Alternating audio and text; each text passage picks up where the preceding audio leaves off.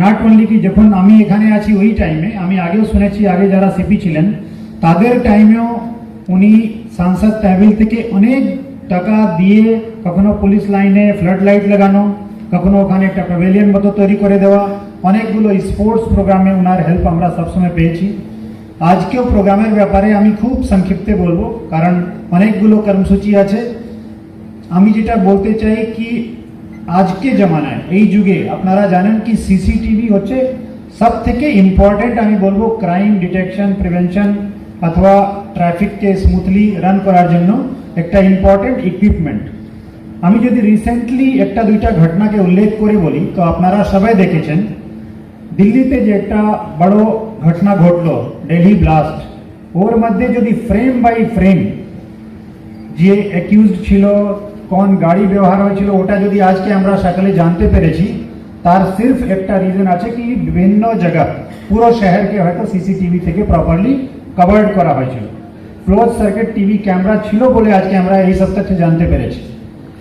আমি গতকালের একটা ঘটনা বলি, শিবপুরে ফায়ারিং ইনসিডেন্ট হলো। ইনিশিয়ালি একটা রিউমার, একটা কনফিউশন ছিল ঘটনাটা কিভাবে ঘটলো, বাট উইদিন 24 আওয়ার্স আজকে আমরা ক্লিয়ারলি বলতে পারছি কি ঘটনা হওয়ার পরে কিভাবে যিনি ভিকটিম ছিলেন তাকে ওখান থেকে নিয়ে যাওয়া হচ্ছে। ওই ঘটনায় যে আর্মস ব্যবহার হয়েছিল ওটা ইন্টেনশনাল ঘটনা, অ্যাক্সিডেন্টাল ঘটনা, ওটা সব কিছু ইনভেস্টিগেশনের পরে ফাইনালাইজ করা হবে। বাট আমি বলি সিসিটিভি ক্যামেরা ছিল বলে আমরা ওই ক্যাম্পাস মধ্যে ভালো করে দেখতে পেরেছি কি ঘটনা হওয়ার পরে মুভমেন্ট কিভাবে হয়েছে, তার মধ্যে যিনি অ্যাকিউজড আছেন তার কি রোল ছিল, কিভাবে তিনি অ্যাক্ট করেছেন, ভিকটিমের ভূমিকা, সব কিছু ভালো করে দেখা যাচ্ছে বিকজ ওখানে সিসিটিভি ক্যামেরা ছিল।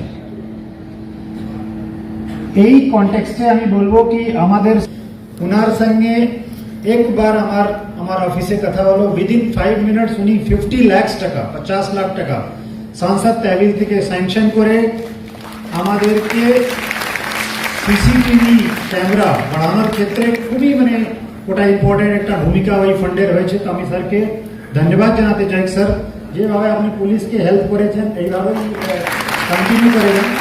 আর আমরা তো সবসময় আছি, জনপ্রতিনিধি ছাড়া তো কোনো উইদাউট প্রপার কোঅর্ডিনেশন এবং পাবলিক রিপ্রেজেন্টেটিভ, পুলিশ পার্সোনাল, অন্যান্য ডিপার্টমেন্ট সাকসেস হয় না, গ্রোথ হয় না, ডেভেলপমেন্ট হয় না।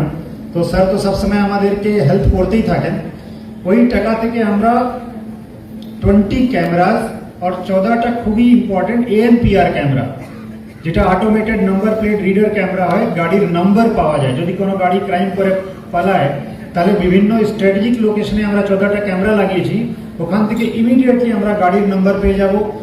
গাড়িকে ডিটেইন করা, অ্যাকিউজডকে অ্যারেস্ট করা খুবই সহজে সম্ভব হবে এই টাকা থেকে যে আমরা সিসিটিভি ক্যামেরাগুলো লাগিয়েছি।